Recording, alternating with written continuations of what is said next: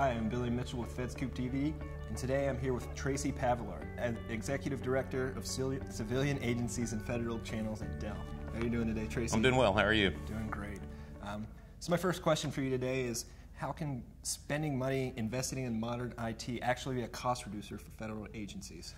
You know, a lot of federal agencies today are having to take real hard looks at legacy programs and legacy applications and make hard decisions about whether or not they can continue to support those. Modern IT can certainly help to reduce those expenses. You know, a real hardcore example is just energy savings costs. Today's servers are significantly more energy efficient than even stuff that we were selling 2 or 3 years ago.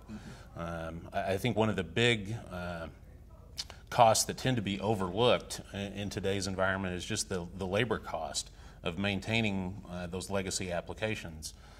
Studies have shown that 80 cents of every IT dollar that gets spent are actually spent on maintaining legacy applications, with only 20 cents of every dollar being spent on innovation or adding additional value to the organization.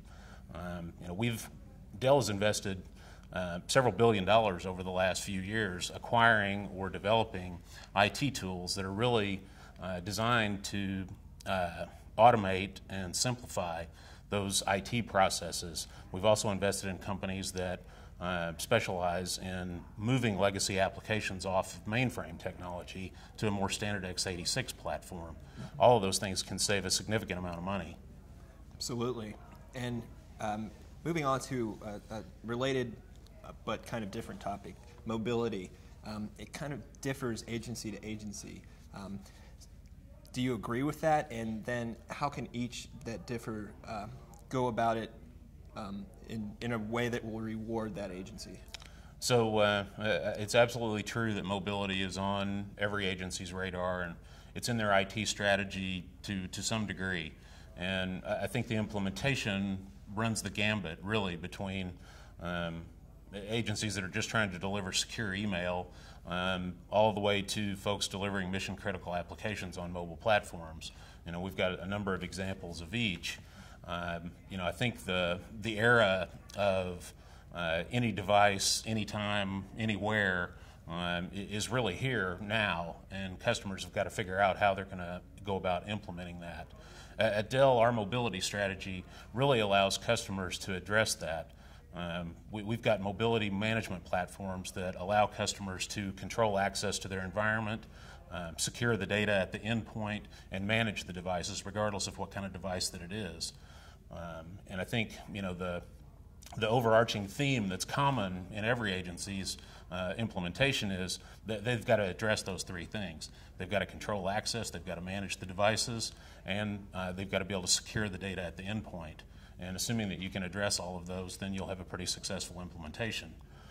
One thing that companies or that customers don't realize in a lot of cases, we've actually helped customers to develop a number of mobile applications or migrate existing applications excuse me, to mobile platforms. And we've got funding and technical resources available to help customers do that. Okay. Another big topic right now is IT consolidation in the federal space. As that happens, how are agencies replacing those data centers?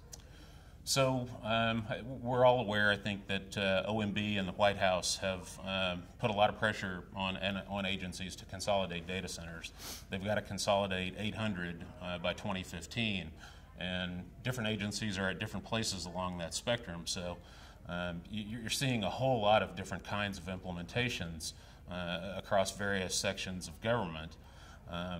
In spite of the fact that cloud-based implementations or shared service or shared infrastructure kind of implementations can save significant amounts of money, we're still seeing very few agencies actually try to take advantage of real cloud platforms. What we're seeing today is an on-premise private cloud implementation in most cases, which plays very well into our strengths. We're very well positioned to support that type of strategy with the products that we have in place. And there's nothing wrong with that strategy. You're still able to consolidate, you know, significant numbers of servers into significantly smaller numbers of servers.